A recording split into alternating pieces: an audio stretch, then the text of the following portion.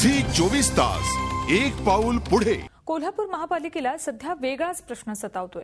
तो प्रश्न आहे जमा झालेल्या वृक्षांचा। घर बांधकामासाठी परवानगी देताना महापालिकेने वृक्ष भेट घेण्याची योजना राबवली। त्यातून जमलेली तब्बल 35,000 वृक्ष नियोजनाअभावी पडून आहेत।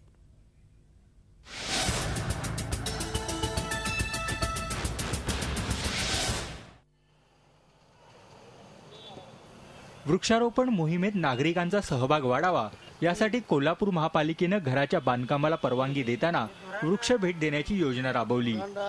कोल्हापूरकरांनी या योजनेला उत्तम प्रतिसादही दिला। त्याद्वारे महापालिकेकडे तब्बल 1 लाखाहून अधिक वृक्ष जमा झालेत। त्यातली 60,000हून अधिक झाडं मराठा बटालियनच्या परिसरात वृक्षारोपण करण्यासाठी दिली। मात्र उर्वरित 35,000हून अधिक झाडं अजूनही तशीच पडून आहेत। त्यामुळे ही झाडं महापालिका लावणार कुठं असा प्रश्न नागरिक आणि पर्यावरण प्रेमी विचारतायत। महापालिकेकडे या संदर्भात विचारणा केली असता त्यांनी पावसाळ्यात ही झाडं मोकळ्या जागेवर लावू असं उत्तर दिलंय। नगरपालिकेचा दावा जो आहे तो खोटा आणि पोकळच दिसून येतोय। 35,000 झाडं लावण्यासाठी जी जागा पाहिजे ती जागा मुळात शहरात उपलब्ध नाही। 35,000 झाडं लावण्यासाठी जे नियोजन पाहिजे महानगरपालिकेकडे खड्डे खणणे पावसाळ्याच्या आधी हे कुठंच दिसून येत नाही। दुसरी गोष्ट मराठा बटालियनच्या एरियामध्ये त्यांनी 35,000 40,000 झाडं लावलेत असा त्यांचा दावा आहे, तोही चुकीचा आहे। एक झाड तोडल्यानंतर त्याच्या बदली 3 झाडं लावायचा असा एक आपला वृक्ष प्राधिकरणाचा नियम आहे।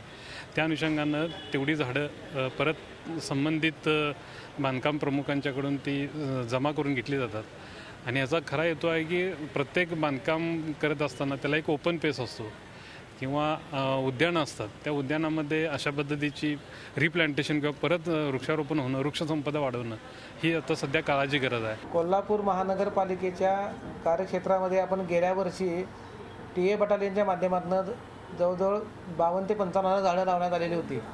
त्याचा सक्सेस रेट साधारणपणे 70% आहे। या गेल्या मोसममध्ये जी काही झाडं मेलेली आहेत किंवा काही जगलेली नाहीत ती झाडं त्या ठिकाणी आपण रिप्लेसमेंट देणार आहे त्या ठिकाणी। आणि उर्वरित झाडांचं नियोजन आपण रंकाळ्याच्या साईडला पूर्व बाजूला त्यानंतर आपले काही ओपन स्पेसेस आहेत त्या ठिकाणी लावण्याचं नियोजन आपण केलेलं आहे।